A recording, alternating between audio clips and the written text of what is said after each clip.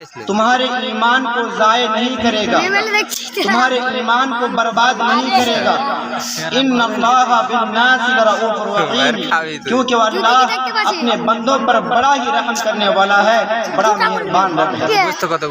بظاہر اس آیت کی یہ بات تو کھل کر سامنے نہیں آتی کہ اللہ نے اس آیت کے اندر ایمان کس چیز کو کہا ہے، لیکن اس آیت کو باریکی سے سمجھنے کے بعد یہ بات کھل کر سامنے آتی ہے کہ جب صحابہ کرام رضوان اللہ علیہم اجمعین بیت المقدس کی طرف رخ کر کے نمازیں ادا کرتے تھے، پھر میرے نبی صلی اللہ علیہ وسلم کی چاہت و تمنا کو دیکھتے ہوئے اللہ کے رسول صلی اللہ علیہ وسلم کی تمنا کو دیکھتے ہوئے اللہ تبارک و تعالی نے خانہ کعبہ کو سارے مسلمانوں کے لیے قبلہ قرار دیا۔ پھر صحابہ کرام یہ سوچنے پر مجبور ہو گئے کہ شاید ہماری وہ ساری نمازیں، ساری عبادتیں ضائع ہو گئی جو ہم نے بیت المقدس کی طرف رخ کر کے ادا کی تھی۔ پھر تو اللہ تبارک و تعالیٰ نے اس آیت کا نزول فرمایا وما کان اللہ لیضیع ایمانکم، کہ اللہ تبارک و تعالیٰ تمہارے ایمان کو ضائع برباد نہیں کرے گا۔ سوچنے کی بات ہے، اللہ تبارک و تعالیٰ نے اس آیت کے اندر نماز کو ہی ایمان قرار دیا۔ پتہ چلا ایک انسان کلمہ شہادت کی اقرار کرنے کے بعد حقیقی مومن، کامیاب مسلمان نہیں ہو سکتا یہاں تک کہ ایمان کے ساتھ ساتھ نماز قائم نہ کرنے لگے۔ اسی لیے اسی آیت کے اندر جو میں نے خطبہ مسلمہ کے بعد آپ کے سامنے تلاوت کی، اللہ تبارک و تعالیٰ نے اسی بات کو واضح کیا۔ فرمایا ان الذین آمنوا وعملوا الصالحات واقاموا الصلاة وآتوا الزکاة لهم اجرهم عند ربهم ولا خوف علیہم ولا هم يحزنون۔ سورہ بقرہ سورہ نمبر 2 اور آیت نمبر 277 کہ بے شک ایمان والے جو لوگ ایمان لائے، کلمہ شہادت کا اقرار کیے، ان الذین آمنوا وعملوا الصالحات اور عمل صالح کو مربوط جانا، واقاموا الصلاۃ اور عمل صالح یہ ہے کہ نماز قائم کی، وآتوا الزکاۃ زکات کی ادائیگی کی، لهم اجرهم عند ربهم ولا خوف علیہم ولا هم يحزنون۔ تو ایسے لوگوں کے مرنے کے بعد اللہ تبارک و تعالیٰ کے پاس بہت بڑا اجر ہے، لهم اجرهم عند ربهم ولا خوف علیہم ولا هم يحزنون، جن کے مرنے کے بعد قبر میں بھی کسی چیز کا خوف نہیں ہوگا، کسی چیز کا ڈر نہیں ہوگا، اور قیامت کے دن حشر کے میدان میں بھی کسی چیز کا خوف نہیں ہوگا، ولا خوف علیہم ولا هم يحزنون، کسی چیز کا غم نہیں ہوگا۔ یعنی قیامت کے دن وہ لوگ جو ایمان لانے کے بعد عمل صالح کو مربوط جانے، اور عمل صالح کیا ہے؟ اقام الصلاۃ، ایمان کے بعد اپنی زندگی میں نماز پڑھنے کی عادت لگا لی، اپنی زندگی میں نماز قائم کیا، نماز کی حفاظت کی، تو ایسے لوگ قیامت کے دن جنت کے اندر داخل کیے جائیں گے، ورنہ ممکن نہیں۔ اسی لیے اللہ کے رسول صلی اللہ علیہ وسلم نے ایک حدیث کے اندر بھی اس بات کو واضح کیا، ان اول ما يحاسب به العبد بصلاته فان صلحت فقد افلح وانجح وان فسدت فقد خاب وخسر۔ سورہ النساء کتاب الصلاۃ حدیث نمبر 466۔ حضرت ابو ہریرہ بیان کرتے ہیں کہ رسول اللہ صلی اللہ علیہ وسلم نے ارشاد فرمایا ان اول ما يحاسب به العبد بصلاته، قیامت کے دن، محشر کے دن، روز محشر کے دن بندوں سے سب سے پہلے نماز کے بارے میں سوال کیا جائے گا۔ ان اول ما يحاسب به العبد بصلاته فإن صلحت فقد افلح وانجح، جو انسان، جو مسلمان نماز کے امتحان میں کامیاب ہو جائے گا، فقد افلح وانجح، قیامت کے دن وہ انسان جہنم کے بجائے جنت کے اندر داخل کیا جائے گا۔ اللہ تبارک و تعالی ایسے مسلمانوں کو جنت کے اندر داخل کرے گا. وَإِنْ فَسَدَتْ فَقَدْ خَابَ وَخَسِرَ. اور جو مسلمان نماز کے امتحان میں کامیاب نہ ہو سکا، قیامت کے دن وہ لوگ خسارے اٹھانے والوں میں سے ہوں گے. یعنی ایسے مسلمانوں کو جو ایمان لانے کے بعد کلمہ شہادت کی اقرار کرنے کے بعد نماز قائم نہیں کرتے، ایسے مسلمانوں کو اللہ تبارک و تعالی دردناک عذاب میں مبتلا کر دے گا. جب یہی مسلمان لوگ جو لوگ نماز قائم نہیں کرتے، ان لوگوں کو جہنم کے اندر داخل کیا جائے گا. تب جنتی لوگ ان لوگوں سے پوچھیں گے، اللہ تبارک و تعالی ان لوگوں جہنمی یہ لوگ جب جہنم میں داخل کیے جائیں گے تو ان لوگوں سے سوال کیا جائے گا، ما سلککم فی سقر قالوا لم نکن من المصلین ولم نکن نطعم المسکین وکننا نخوض مع الخائضین. سورہ مدثر سورہ نمبر 74 آیت نمبر 42، 43، 44 اور 45. جب جہنمیوں سے سوال کیا جائے گا ان مسلمانوں کو جو لوگ کلمہ شہادت کی اقرار کرنے کے باوجود بھی جہنم میں داخل کیے جائیں گے، ان لوگوں سے سوال کیا جائے گا، ما سلککم فی سقر. آج تم جہنم میں کیوں ہو؟ کس چیز نے تمہیں جہنم میں داخل ہونے پر مجبور کیا؟ ما سلککم فی سقر قالوا لم نکن من المصلین. تو یہ مسلمان جو دنیا میں اپنے آپ کو مسلمان کہا کرتے تھے، لوگ انہیں مسلمان مانتے تھے، وہ کہیں گے ما سلککم فی سقر قالوا لم نکن من المصلین. ہم جہنم اس لیے ہیں، ہمارا ٹھکانہ جہنم اس لیے ہوا، لم نکن من المصلین، کہ ہم دنیا میں نماز نہیں پڑھتے تھے، نماز میں سستی و کاہلی کیا کرتے تھے، ولم نکن نطعم المسکین، اور مسکینوں کو کھانا کھلانے پر نہیں ابھرتے تھے، وکننا نخوض مع الخائضین، اور ہم گپ شپ کرنے والوں کے ساتھ، دنیا میں موج و مستی کرنے والوں کے ساتھ موج کیا کرتے تھے. وَكُنَّا نَخُوضُ مَعَ الْخَائِضِينَ، لیکن نماز کے وقت اذان کی آواز سن کر مسجد نہیں پہنچتے تھے. یہ بیان کریں گے جہنمی لوگ، جو لوگ مسلمان ہونے کے باوجود بھی جہنم میں داخل کیے جائیں گے. جب ان سے پوچھا جائے گا کہ آپ جہنم میں کیوں ہو، جبکہ تم مسلمان تھے، دنیا میں اپنے آپ کو تم مسلمان کہا کرتے تھے، لوگ تمہیں مسلمان مانتے تھے، پھر بھی تم جہنم میں کیوں ہو؟ تو وہ کہیں گے کہ ہم نماز نہیں پڑھتے تھے، اس لیے ہمارا ٹھکانہ، ہمارا مقدر جہنم ہوا. میرے بھائیوں اور بہنوں، اس لیے ہمیں اور آپ کو ضرورت اس بات کی ہے کہ ہم اپنی زندگی میں سب سے اہم چیز، سب سے اہم فریضہ جو ہماری زندگی کے لیے ہونا چاہیے وہ یہ ہے کہ ہم نماز قائم کریں.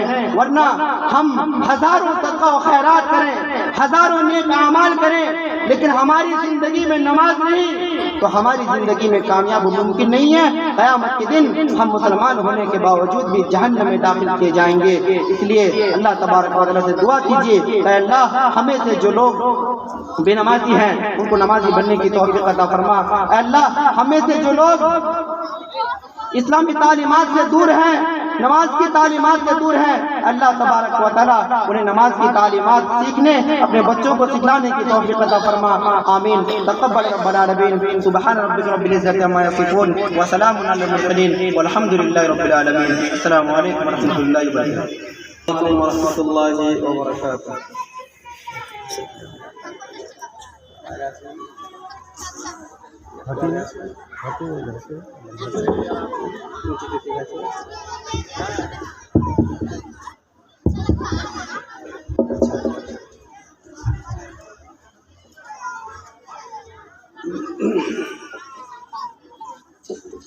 إن الحمد لله نحمده ونستعينه ونستغفره ونعوذ بالله من شرور أنفسنا ومن سيئات أعمالنا. من يهده الله فلا مضل له ومن يضلله فلا هادي له. وأشهد أن لا إله إلا الله وحده لا شريك له وأشهد أن محمدًا عبده ورسوله أما بعد فإن خير الحديث كتاب الله وخير الهدي هدي محمد صلى الله عليه وسلم وشر الأمور محدثاتها وكل محدثة بدعة وكل بدعة ضلالة وكل ضلالة في النار. أعوذ بالله السميع العليم من الشيطان الرجيم. بسم الله الرحمن الرحيم. يا أيها الذين آمنوا اتقوا الله حق تقاته ولا تموتن إلا وأنتم مسلمون. يا أيها الناس اتقوا ربكم الذي خلقكم من نفس واحدة وخلق منها زوجها وبث منهما رجالا كثيرا ونساء واتقوا الله الذي تساءلون به والأرحام إن الله كان عليكم رقيبا. يا أيها الذين آمنوا اتقوا الله وقولوا قولا سديدا يصلح لكم أعمالكم ويغفر لكم ذنوبكم ومن يطع الله ورسوله فقد فاز فوزا عظيما. وقال الله تعالى في موضع آخر: رب هب لي من لدنك ذرية طيبة إنك سميع الدعاء. سبحانك لا علم لنا إلا ما علمتنا إنك أنت العليم الحكيم. رب زدني علما. آمين. لائق صد افتخار استاذ الاساتذہ صدر مجلس حفظہ اللہ ورعاہ، اسٹیج پر تشریف فرما عظیم المرتبت علماء کرام، سامنے بیٹھے ہوئے اس عظیم بستی کے اور قرب و جوار سے آئے ہوئے معززین، نوجوان دوستوں، ملت کے نونہالوں، پردے کی آڑ میں نہایت ہی قابل قدر باعزت اسلامی رشتے کی مائیں اور بہنیں، میں نے آپ حضرات کے سامنے قرآن حکیم سے ایک آیت کا ٹکڑا آپ کے سامنے رکھا ہے جو حضرت زکریا علیہ السلام کی دعا ہے، جس میں رب سبحانہ و تعالی سے حضرت زکریا علیہ السلام نے یہ دعا کی تھی: رب هب لي من لدنك ذرية طيبة إنك سميع الدعاء.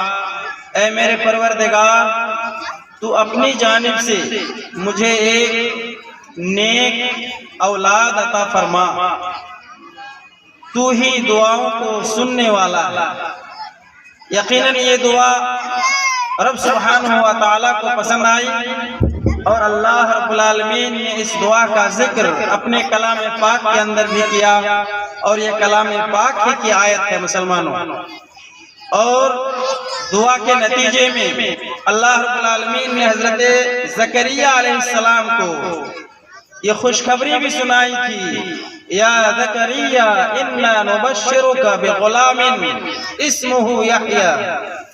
اے زکریا، تو ایک بچے کی بشارت لے لے جس بچے کا نام یحییٰ ہو. اللہ رب العالمین نے نام کے ساتھ حضرت زکریا علیہ السلام کو اولاد عطا کیا. مسلمان، اللہ رب العالمین کی جانب سے جب یہ اولاد اتنی عظیم نعمت ہے، اس نعمت کے تئیں ہمیں اور آپ کو جو اپنا فریضہ نبھانا ہے وہ کس انداز کا. موضوع آج کے اس اجلاس عام میں جو آپ کے سامنے میرا ہے کہ ہمارے بچے نافرمان کیوں ہوتے ہیں. آئے دن یہ شکوے شکایت سماج میں سننے کو آتے ہیں. ادارے میں جب خصوصاً بچوں کو لے کے جاتے ہیں گارجین، کہتے ہیں مولانا میرا یہ بچہ بڑا شیطان ہے، میرا یہ بچہ بڑا شریر ہے، میرا کہاں نہیں مانتا، میری باتیں نہیں سنتا ہے، میں اس بچے سے عاجز آ گیا ہوں. اس طرح کے شکوے شکایت آئے دن سرپرستوں کی زبانی، گارجنوں کی زبانی ہمیں رات کو سننے کو آتی ہے. مسلمانوں، آخر ہمیں سوچنا یہ ہے کہ یہ اولاد، ہمارے یہ بچے ہمارے نافرمان کیوں ہوتے ہیں. اس کے اسباب اور علل کو جب تلاشا گیا، ڈھونڈا گیا، تو جو بات سامنے آتی ہے اس کے تعلق سے میں نے 10 نکات آپ کے سامنے لایا ہے. ان 10 نکات کو سامنے رکھ کر کے انشاءاللہ جو بھی 25 سے 30 یا 40 منٹ آپ کے سامنے میں کھڑا رہوں گا، قرآن اور حدیث کی روشنی میں کوشش یہ کروں گا کہ ساری باتیں آپ کے سامنے آئیں اور ہمارے اور آپ کے لیے کچھ کھل کر کے یہ سامنے آئے کہ ہمیں اپنے بچوں کے تئیں کتنا سترک ہو کر کے رہنا پڑے گا، بچوں کی تربیت ہمیں اور آپ کو کیسی کرنی پڑے گی کہ تاکہ ہمارے وہ بچے، ہماری اولاد نافرمان نہ ہو. پہلا نقطہ یہ آپ کو میں بتاؤں، بچے جو نافرمان ہوتے ہیں سب سے بنیادی سبب، سب سے اہم اور بنیادی سبب یہ ہے کہ بچوں کو اسلامی تعلیمات سے دور رکھا جائے. بچوں کو تعلیم سے دور رکھنا، تعلیم یہ اس شریعت کی بنیادی چیز ہے مسلمان. یہی وجہ ہے رب سبحانہ و تعالیٰ نے نبی آخر زمان جناب محمد رسول اللہ صلی اللہ علیہ وسلم کو جب پہلی وحی سے نوازا، اس وحی میں جو پہلا جملہ تھا مسلمانوں، اقرا، پڑھنے سے ہے. نبی صلی اللہ علیہ وسلم سے اللہ رب العالمین نے یہ نہیں کہا کہ آپ نماز شروع کر دیجئے، زکوٰۃ ادا کیجئے، شرک سے بیزاری اختیار کیجئے، اس کے ساتھ ایسا سلوک کیجئے، اس کے ساتھ ایسا سلوک کیجئے. اللہ رب العالمین نے یہ ڈھیر ساری چیزیں نہ بتاتے ہوئے پہلی وحی جو تھی وہ پڑھنے کے تعلق سے. اس کی وجہ یہ ہے مسلمانوں کہ انسان کے پاس جب علم آ جائے گا، رب کے تعلق سے جب انہیں معرفت مل جائے گی، وہ پالے گا کہ ہمیں رب سے کیا لینا ہے، رب کے لیے کیا کرنا ہے، بچوں کے لیے کیا کرنا ہے، اولاد کے لیے ہمیں کون سا طریقہ اپنانا ہے. یہ ساری چیزیں انسان علم کے اندر ہی پائے گا. بچے جب تعلیم سے دور ہوں گے تو بچے ہمارے نافرمان ہوں گے، یہ یقینی بات. اور عربی کا ایک شاعر کہتا ہے، العلم يرفع بیتا لا عماد له والجہل يهدم بیت العز والشرف. علم ایسا گھر تعمیر کرتا ہے جس گھر میں کھوٹے اور کھمبے کی ضرورت نہیں ہوتی ہے. اور جہالت اس کی جگہ مسلمانوں، جہالت یہ عزت و شرافت کے اونچے سے اونچے مکان کو منہدم کر کے رکھ دیتا ہے. آپ کو مثال دو، بغداد کا علاقہ تھا رکا، وہاں خلیفہ مامون الرشید مجمع عام میں خطاب فرما رہے تھے. ان کے پڑوس میں ان کی ام ولد ملکہ زبیدہ بھی تھی. مامون رشید نے اس اجلاس عام کے لیے پورے علاقے میں ڈھنڈورا پٹوا دیا تھا کہ بادشاہ سلامت کا بیان ہونا ہے، ان کا اجلاس عام ہے. مجمع کھچا کھچ بھرا ہوا تھا مسلمانوں، کہیں دل دھرنے کی جگہ نہیں تھی.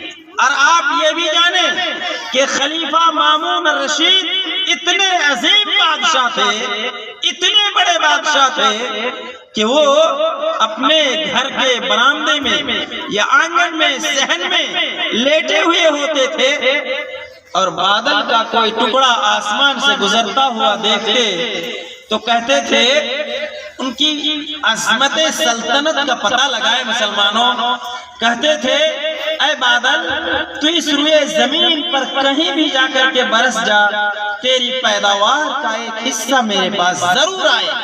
اتنا عظیم بادشاہ. خطاب ہو رہا ہے ان کا، زوردار تقریر ہو رہی ہے. اتنے میں مجلس میں ایک آواز آئی کہ بغداد سے، کوفہ سے عبداللہ بن المبارک جو محدث کبیر بہت بڑے محدث تھے، وہ تشریف لا رہے ہیں. بھائی تو ہماری آواز کھا لے، بہت وزن ہے.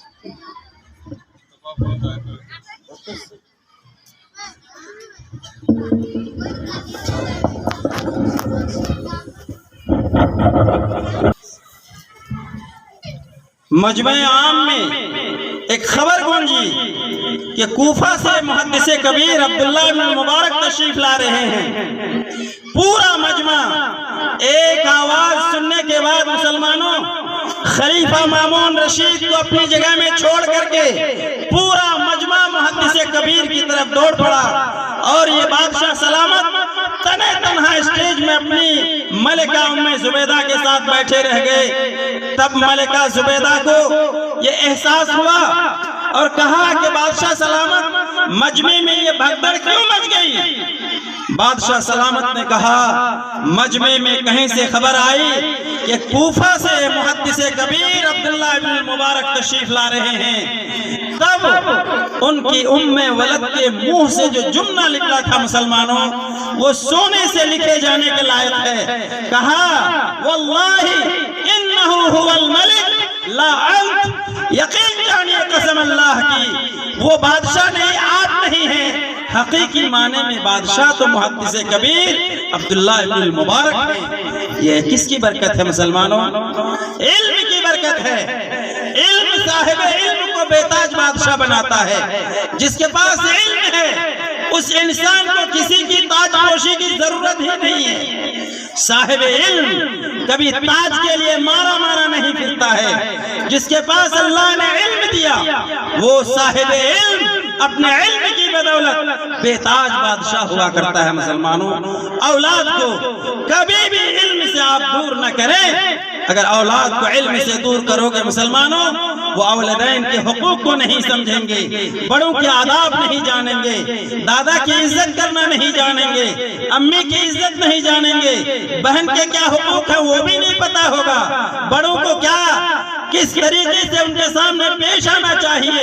ان تمام چیزوں سے وہ بچہ بے بہرا رہے گا اور جہالت کے نتیجے میں ماں باپ کا نافرمان ہوگا۔ مسلمانوں ماں باپ کا نافرمان ہوگا، تب آپ سر پیٹ کے رہ جائیں گے۔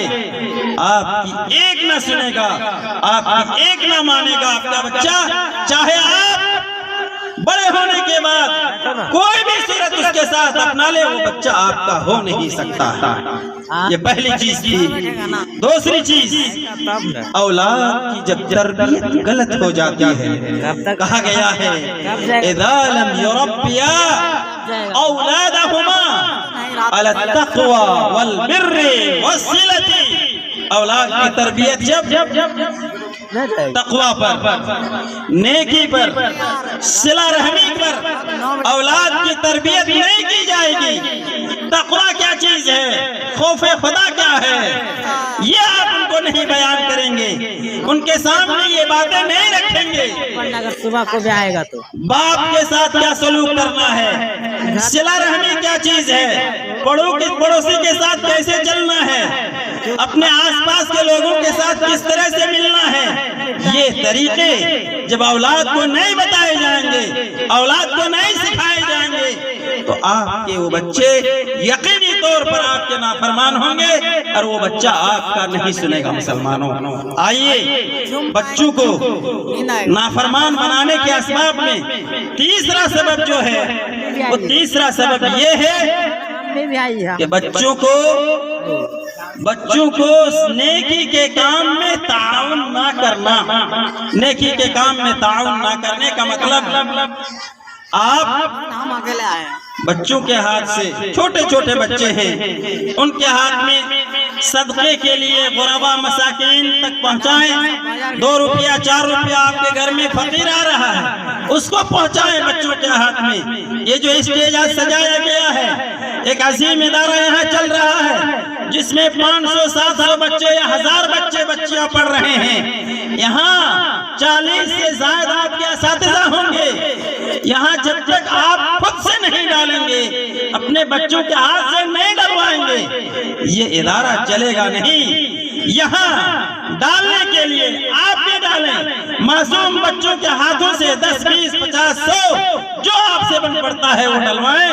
یہ نیکی کے کام میں آپ جب تک بچوں کو نہیں لگائیں گے، آپ کے بچے نیک نہیں بنیں گے اور آپ کی ایک نہ سنیں گے۔ مسلمانوں سلف صالحین کا ایک واقعہ ہے اولاد کے تعلق سے۔ ایک باپ نے آ کر کے سلف میں سے کسی بڑے عالم کے پاس یہ شکایت کی کہ محترم میرا بڑا بیٹا ہے جس نے آج میرے ساتھ بہت ہی ناروا سلوک کیا ہے، اس میرے بیٹے نے میرے گال پر آج ایک زوردار تماچا رسید کر دیا ہے، زوردار چاٹا مارا ہے۔ اس عالم کو یہ بات سننے کے بعد خاموشی چھا گئی اس عالم کے اوپر، مسلمانوں سکتے میں آ گیا۔ آج سماج کے اندر اگر کوئی بچہ ایسی حرکت کر جائے پورا سماج اس پر پل پڑے گا، سماج کے لوگ جیسے بھی چاہیں گے اس کو پیٹ لیں گے، لیکن سماج کے لوگوں کو اس بچے کو مارنے سے پہلے سوچنا پڑے گا کہ آخر اس بچے نے اتنی بڑی حرکت کیسے کر دی، باپ کے اوپر تماچا کیسے اٹھایا۔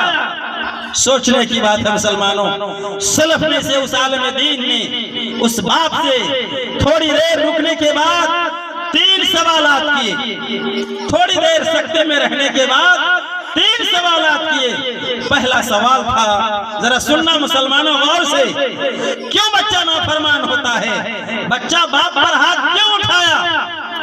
سلف کے اس عالم دین نے پوچھا، هل علمته القرآن؟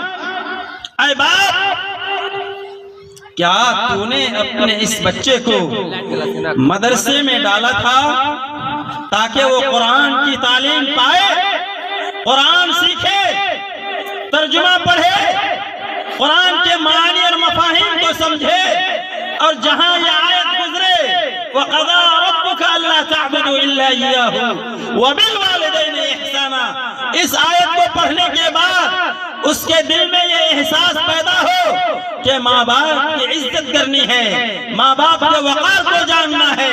کیا آپ نے اپنے اس بچے کو قرآن کی تعلیم دی تھی؟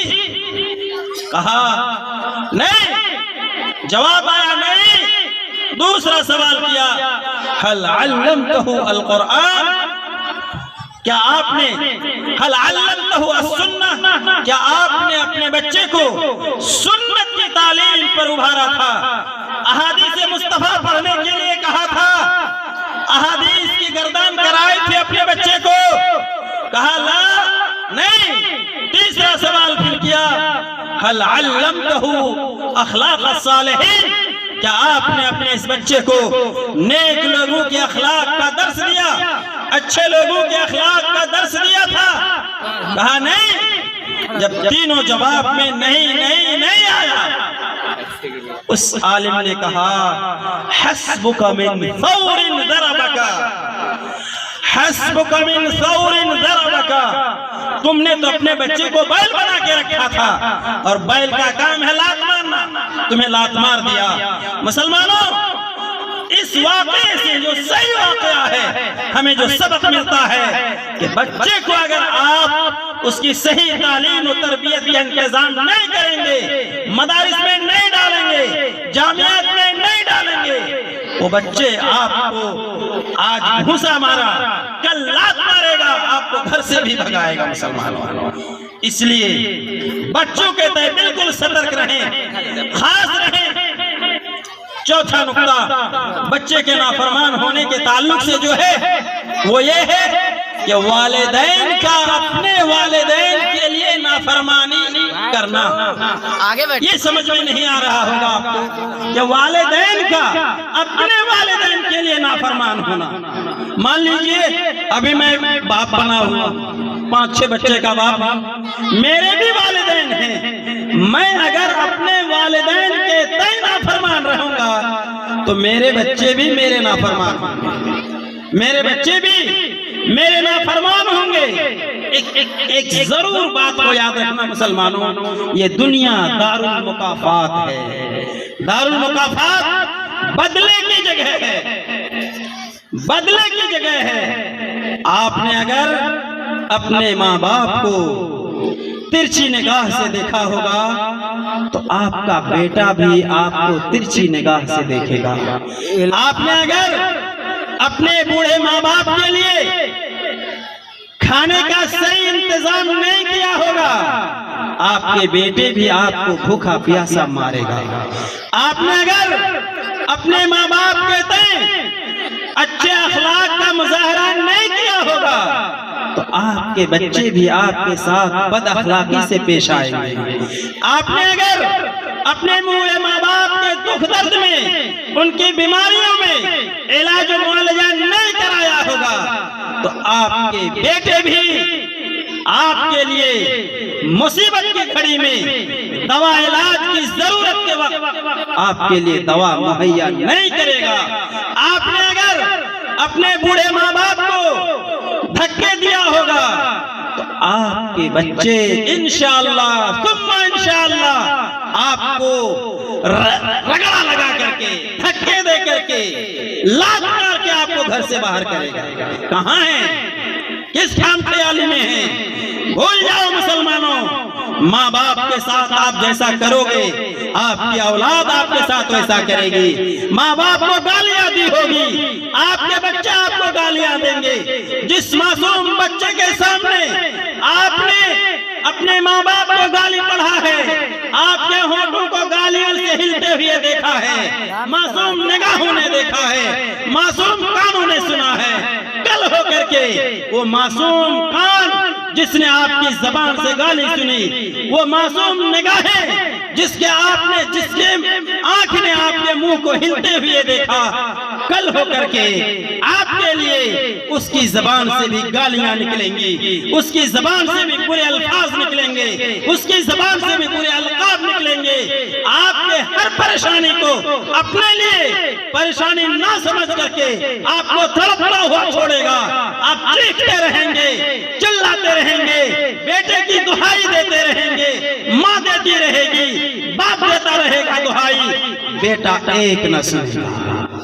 تب آپ کے لیے کہنے کی کوئی جگہ باقی نہیں رہ جائے گی مسلمانوں، کوئی جگہ باقی نہیں رہے گی ہمارے رب کے لیے کہ ہمارے بچے ہمارے نافرمان کیوں ہو رہے ہیں، کیوں ہماری اولاد نافرمان ہو رہی ہے۔ اسباب ہم مہیا کریں، اسباب ہم مہیا کریں، لات جوتا دوسرا کھائے گا۔ اسباب تو ہم نے مہیا کیا ہے کہ ہم اپنے بچوں کے تئیں اپنی ذمہ داری کو سمجھا ہی نہیں کہ بچوں کے تئیں ہمیں اور آپ کو کس طرح کی ذمہ داری نبھانی چاہیے تھی۔ مسلمانوں آئیے اولاد کے نافرمان ہونے کے تعلق سے ایک اور اہم سبب یہ بھی ہے اس میں کہ ماں باپ نہیں، یہ لکھا آپسی تعلق اچھا سب جگہ ویسے لیا رہتا ہے، ماں باپ کا آپسی تعلق اچھا نہ ہو، یعنی میاں بیوی کے تعلقات اچھے نہیں، لکھا ہوا ہے۔ معصوم بچے آپ کے گھر میں، آپ اپنی بیوی کو ایسی گالی پڑھتے ہیں، ماں لگا کر کے، بہن لگا کر کے، باپ لگا کر کے، ان پر جھاڑو برسا رہے ہیں، ان کو جوتے چپل سے مار رہے ہیں، ان کے ساتھ ناروا سلوک کر رہے ہیں۔ ماں اگر ہے، ماں بھی ایسی بے ڈھنگی ماں معصوم بچوں کے سامنے باپ کو اڑوا بڑوا سارا سب کچھ دنیا کا کہہ ڈالتی ہے، تو معصوم بچے جب دیکھیں گے کہ میری ماں میرے باپ کو برا بھلا کہہ رہی ہے، میرے باپ میری ماں کو برا بھلا کہہ رہے ہیں، کل ہو کر کے وہ بچے آپ کے ساتھ وہی حرکت کریں گے مسلمانوں، وہی حرکت کریں گے، آپ بچ نہیں پاؤ گے۔ حضرت ابوبکر صدیق رضی اللہ تعالی عنہ کی زوجہ محترمہ سے عورتوں نے آ کر کے سوال کیا کہ آپ اپنے شوہر کے تئیں اپنے دل میں کون سی باتیں رکھتی ہیں؟ حضرت اسماء بنت عمیس کہتی ہیں قرۃ عینی زوجی، میرا شوہر میری نگاہوں کی ٹھنڈک ہے۔ میاں بیوی کے تعلقات جب تک اچھے نہیں ہوں گے، بہتر نہیں ہوں گے، اولاد ہماری نیک نہیں بن سکتی، اولاد ہماری وفادار نہیں بن سکتی۔ کوئی صورت نہیں ہے مسلمانوں، کوئی صورت نہیں ہے اولاد کے وفادار بننے کی۔ اس لیے ضرورت اس بات کی ہے کہ ماں باپ کے تعلقات، آپسی تعلقات نیک ہوں، بہتر ہوں، بچوں کو لگے کہ یہ میری قابل قدر ماں ہے، یہ میرا باعزت باپ ہے۔ ماں باپ کے تعلقات بے حساب اچھے ہیں تب دیکھ کر کے وہ بچے ماں کا ایک جملہ منہ سے نکلتے ہی بچہ اسے عملی جامہ پہنانے کے لیے تڑپ اٹھے گا۔ باپ اگر کہے بیٹا ایک لوٹا پانی لا دو، آپ کو پانی لانے کے لیے کہنا بھی نہیں پڑے گا۔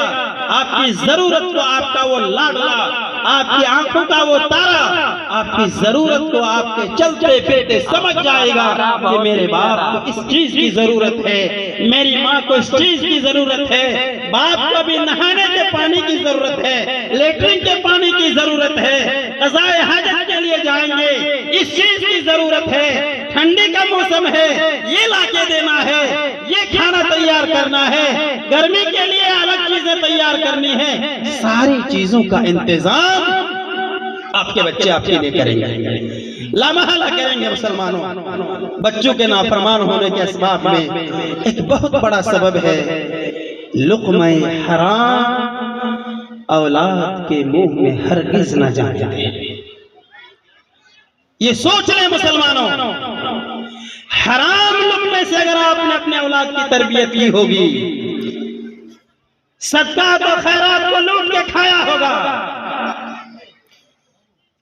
مدارس کے پیسے کو آپ نے ہڑپ کر کے کھایا ہوگا، مساجد کے پیسے کو ہڑپ کر کے کھایا ہوگا، کسی کی زمین غصب کر کے اس کی پیداوار آپ نے کھائی ہوگی، غریبوں کو ستا کر کے پیسہ لیا ہوگا، غلط مقدمہ بازی کر کے وکالت کر کے آپ نے حرام کمائی نہیں ہوگی، سود کی کمائی کھائی ہوگی، اڈے بازی کی کمائی کھائی ہوگی، شراب کی کمائی کھائی ہوگی، حرام چیزوں کی کمائی سے اگر آپ نے اپنے اولاد کی تربیت کی ہوگی، اولاد تو نافرمان ہوگی ہی۔ مسلمانوں، آپ کو اپنی عاقبت کا بھی خیر منانا چاہیے کہ آپ نے 60 سالہ 70 سالہ 80 سالہ زیادہ سے زیادہ 100 سالہ زندگی آپ کو اگر مل گئی اور آپ کی زندگی میں حرام چیز آپ کی زندگی سے جدا نہ ہوئی، حلال آپ نے نہیں استعمال کیا، آپ کی وہ ساری نمازیں بھی تو تباہ ہو جائے گی۔ مسلمانوں، ساری عبادت برباد ہو جائے گی، سارا کیا کرایا آپ کا برباد ہو جائے گا، کسی کا حق مار کے کھایا، کسی کی زمین غصب کر لی، کسی کو ڈھول جمع کر کے آپ نے کچھ کھا لیا، آپ نے کھایا، بچوں کو کھلایا، بیوی بچے سب کو کھلایا، اس سے آپ نے صدقہ خیرات بھی کیا، سارا سب کچھ آپ کا کہاں جائے گا؟ کہاں جائے گا مسلمانوں؟ گڑھے میں چلا جائے گا۔ اللہ کو آپ کی کسی چیز کی قبولیت رب العالمین کے دربار میں نہیں پا سکتی ہے، قبولیت کا درجہ مسلمانوں آپ نہیں ہو سکتے ہیں کامیاب۔ اور حرام کمائی سے پرورش پائی ہوئی اولاد کبھی بھی قیامت کی صبح تک آپ کی فرمانبردار نہیں بن سکتی ہے، نہیں بن سکتی ہے فرمانبردار۔ بہت سے گارجن ہیں نماز کے لیے بچوں کو کہتے ہیں، بچے نماز ہی نہیں پڑھتے ہیں، نماز ہی نہیں پڑھتے ہیں، وہ اولاد آپ کی بات سنے گی کیسے؟ آپ نے تو حرام کھلا کھلا کر کے بچے کو اڑیل بنا دیا ہے، سرکش بنا دیا ہے، لچا بنا دیا ہے، لفنگا بنا دیا ہے، لٹیرا بنا دیا ہے، ڈاکو بنا دیا ہے، آپ نے زانی بنا دیا ہے، عزت پر ڈاکہ ڈالنے والا بنا دیا ہے۔ وہ بچہ آپ کا کیسے سنے گا؟ آپ کی کون سی بات سنے گا؟ وہ کون سی بات آپ کی مانے گا؟ ایک نہیں مانے گا آپ کی، وہ اولاد آپ کی نافرمان ہو کر کے رہے گی مسلمانوں۔ اور آخری بات کہہ کر کے میں اپنی باتیں ختم کرنا چاہتا ہوں، چونکہ مقررین کی لمبی فہرست ہے اور رات کے 12-1 بجے تک آپ کا پروگرام نہیں جانا چاہیے لیکن چلا جاتا ہے۔ آخری نقطہ، ماں باپ کے جو آپسی تعلقات ہیں، یہ حیا اور شرم کے دائرے کی بات ہے۔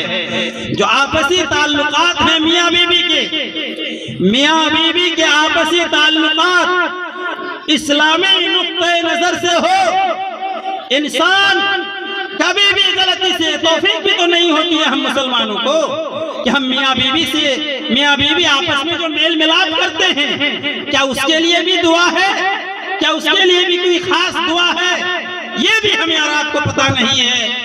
اس لیے مسلمانوں کو چاہیے، ایمان والوں کو چاہیے کہ جب آپس میں میاں بیوی ملے اسلامی نقطہ نظر سے دعا کے ساتھ ملے، یقین جانے ہماری وہ اولاد چونکہ بنیاد سے اس اولاد میں شیطان کی شراکت نہیں رہے گی، یقین جانے ہماری وہ اولاد نیک ہوگی۔ مسلمانوں، ہماری اولاد وفادار ہوگی، ہماری اولاد فرما بردار ہوگی، ہماری اولاد آنکھوں کا تارا بنے گی، ہماری اولاد دل کا سرور، سکون قلب کا ذریعہ بنے گی۔ ایسے اولاد کو تیار کرو مسلمانوں، تب جا کر کے جب آخری وقت میں آپ ہوں، آپ کے لیے صدقے کریں، دعائیں کریں، کوشش یہ کریں کہ ہماری اولاد ہمارے لیے پنجگانہ نماز میں جانے کے بعد دعائیں کرے،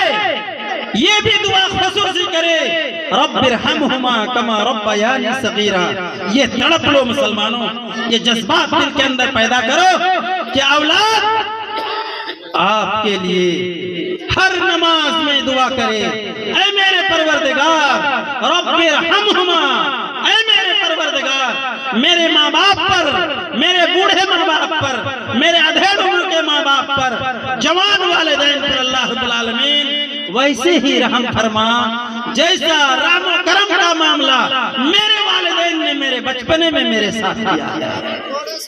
یہ ارمان جگاؤ، اور مسلمانوں صرف کمائی کے چکر میں آپ نہ رہیں، کمائی کھاؤ، کمائی کھاؤ، کھائے کمائی، پہلے اولاد کو تعلیم دیں، تعلیم دیجئے، تعلیم دلائیے اولاد کو، بچوں کو تعلیم سے آراستہ اور پیراستہ کریں تو آپ کے لیے سکون کا سامان اولاد، وہی اولاد آپ کے لیے مہیا کرنے والی ہے۔ بصورت دیگر اولاد ہماری نافرمان ہوگی، وہ اولاد ہماری فرمانبردار نہیں ہو سکتی ہے۔ انہی چند کلمات کے بعد اپنی باتیں میں ختم کرنا چاہتا ہوں۔ رب العالمین سے دعا ہے کہ العالمین تو ہم تمام مسلمانوں کو کہی گئی باتوں پر عمل کرنے کی توفیق دے، آمین۔ اقول قولی ھذا استغفر اللہ لی ولکم ولسائر المسلمین من کل ذنب انہ هو الغفور الرحیم۔ والسلام علیکم ورحمۃ اللہ وبرکاتہ۔